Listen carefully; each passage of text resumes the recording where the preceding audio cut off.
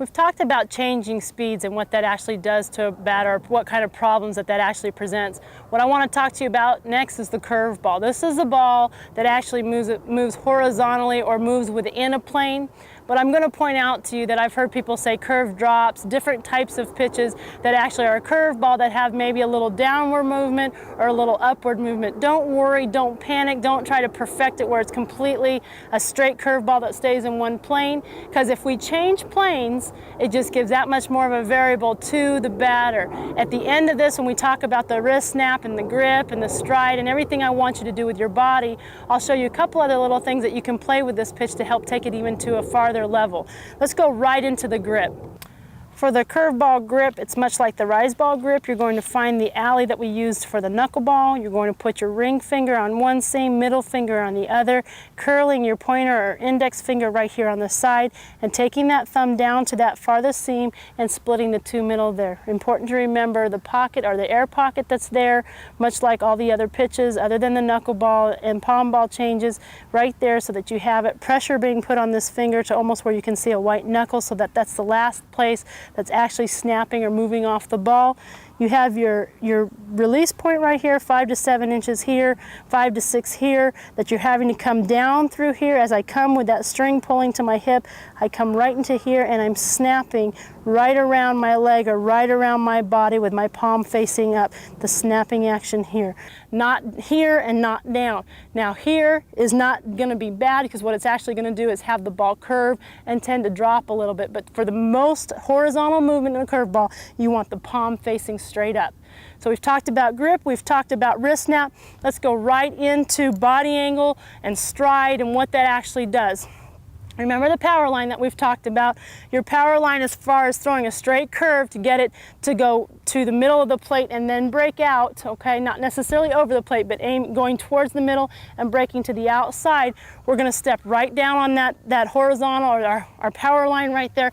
Nothing's going to change. We're right there, right on that power line, right there lined up, coming in. As I drive down and I come to my release point, I'm coming in here and I'm going down and snapping around, palm up, palm up. Now, one real good key for you, and it's something that I point out to all the girls when we're first working. On that curveball, as you're driving down, if you can kind of picture a pull string that's connected to from your hip to your elbow, as if you were a puppet that kind of pulled in this direction. Now you're not guiding, you're not pushing, but as your elbow's driving down or your arm's driving down, there's a string that's pulling it to your hip, to where when you come to your hip, you know you're cutting down and around. I point that out because it's a common mistake in curveballs to come right here and snap where your elbow's coming out. You're using shoulder snap as opposed to wrist snap, and what we want is wrist snap, because that gives us rotation and movement. So we're right in here with that string, pulling from here to here, snapping it down and around, hugging your body, palm face up. Now, let's move it just a little bit beyond that. Let's take it one step farther. Let's say we've mastered or begun to master the curveball that goes towards the middle, breaks to the outside. I'm going to show you two different things. This is a way to really kind of increase the movement. If I cross step across my power line, here's my power line. If I cross step 3 to 5 to 6 inches, whatever I get comfortable with, over my power line and draw my power line as if I'm almost stepping right at the batter to hit him, several things happen. When I do that, I know by driving back through here and coming around, I really have to exaggerate my wrist snap and slapping my body shut to bring that pitch back in and around. Two things can happen on that. First of all, as a batter, if someone's standing 40 to 43 feet away from you and throwing anywhere from 58 to 68 miles an hour, and they're stepping at you, their first tendency as a batter, if they're watching you, which they shouldn't be, but they tend to do, is to do this and back away. The curveball can come more and have more movement, breaking maybe from the inside all the way across to the other side, or it can actually look as if it's coming right at them and then break right back in over the plate. Not necessarily a strike, because those don't always break over the plate, but remember, if we can learn two things to learn how to throw balls that look like strikes for the umpire to call, and balls that look, or strikes that look like balls that the batters don't swing at, and we get the call, then we're in business. So that just takes it a little bit farther. I really don't recommend stepping to where you throw a curveball to this side of your power line, because I'm opening up my hips, and if I really snap hard that door shut with my finger or my wrist snap here, I'll take it completely away, ends up being a pass ball, and we defeat the purpose, or a wild pitch I should say, as opposed to a pass ball. But that defeats the purpose. So we're working on the power line and just off.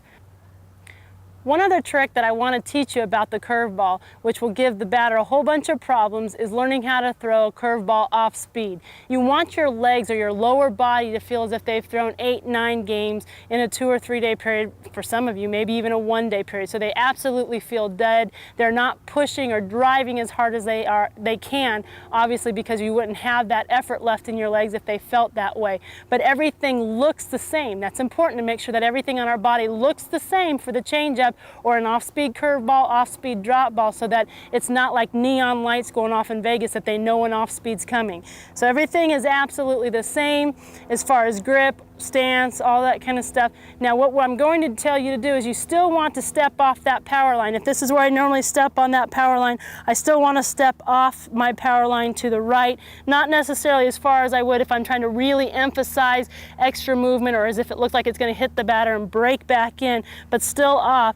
And what I do is, though my legs are dead, I'm driving as hard as I can and snapping as hard as I can, so that the snap is actually what's throwing that ball and not my legs. So my legs are dead and the snap happens. Make sure that you keep that arm in and not getting it out, and we want to make sure if we miss it all with this pitch, we miss low, because it'll curve and kind of die out. You want it to end up just back behind the plate, maybe right above your catcher's shoestring, so that it's just off the ground and it's kind of a dying pitch.